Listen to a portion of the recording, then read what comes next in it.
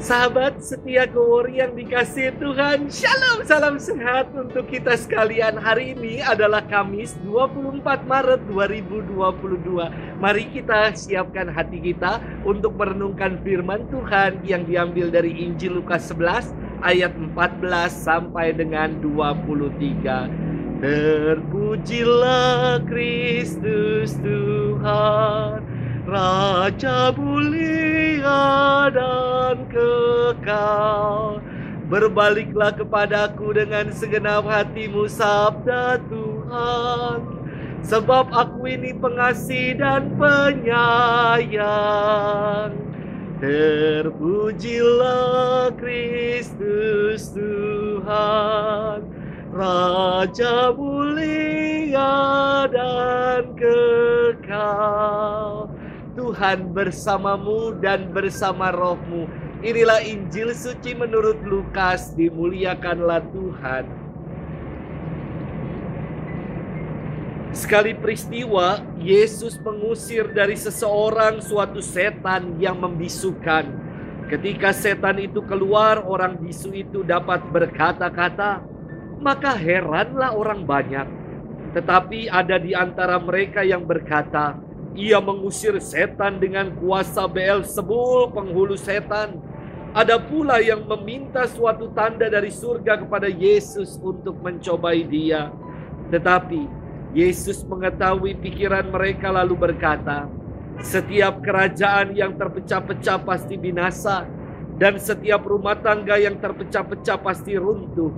Jika iblis itu terbagi-bagi dan melawan dirinya sendiri, bagaimanakah kerajaannya dapat bertahan? Sebab kamu berkata bahwa aku mengusir setan dengan kuasa Beelzebul. Jadi, jika aku mengusir setan dengan kuasa Beelzebul, dengan kuasa apakah pengikut-pengikutmu mengusirnya? Nah, merekalah yang akan menjadi hakimmu. Tetapi jika aku mengusir setan dengan kuasa Allah, maka sesungguhnya kerajaan Allah sudah datang kepadamu. Apabila seorang yang kuat dan bersenjata lengkap menjaga rumahnya sendiri, maka amanlah segala miliknya. Tetapi jika seorang yang lebih kuat daripadanya menyerang dan mengalahkannya, maka orang itu akan merampas perlengkapan senjata yang diandalkannya dan akan membagi-bagi rampasannya. Siapa tidak bersama aku, ia melawan aku. Dan siapa tidak mengumpulkan bersama aku, ia mencerai-beraikan. Demikianlah sabda Tuhan. Terpujilah Kristus. Sahabat setia Gowori yang dikasihi Tuhan, Shalom. Kita patut bangga. Indonesia sukses menyelenggarakan MotoGP Mandalika. Setelah 25 tahun perhelatan tersebut pernah dibuat di sirkuit Sentul. Yang membuat saya kagum dan terpesona adalah ketika sang juara MotoGP bernama Miguel Oliveira mendedikasikan trofi kemenangannya untuk seorang staf hotel yang bernama Risman. Wah, sontak saja dunia jagat raya heboh dengan pernyataan ini.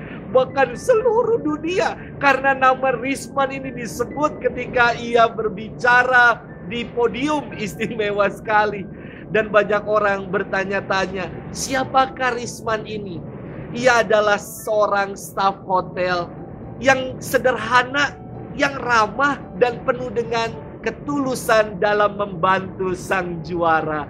Sahabat setia Gowori yang dikasihi Tuhan, firman hari ini berkisah tentang Yesus yang dituduhkan bermacam-macam sangkaan karena ia melakukan kebaikan. Ia mengusir setan yang membuat orang jadi bisu. Ketika orang banyak menuduh bahwa Yesus menggunakan kuasa Beelzebul, penghulu setan, dan banyak yang meminta tanda daripadanya dari surga untuk mencobai dia, Yesus yang mengetahui pikiran dan hati mereka bersabda, setiap kerajaan yang terpecah-pecah pasti binasa, dan setiap rumah tangga yang terpecah-pecah pasti runtuh. Ia ingin menegaskan bahwa setan, roh jahat, tidak mungkin melawan dirinya sendiri. Sebab Yesus mengusir setan dengan kuasa Allah.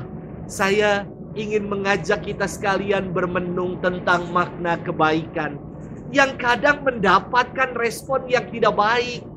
Kerap kita menyerah dan malah berlaku yang tidak baik karena perlakuan baik kita tidak diterima oleh orang.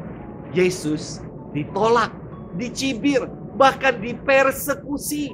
Namun, ia tidak pernah menyerah dan berhenti untuk berbuat baik.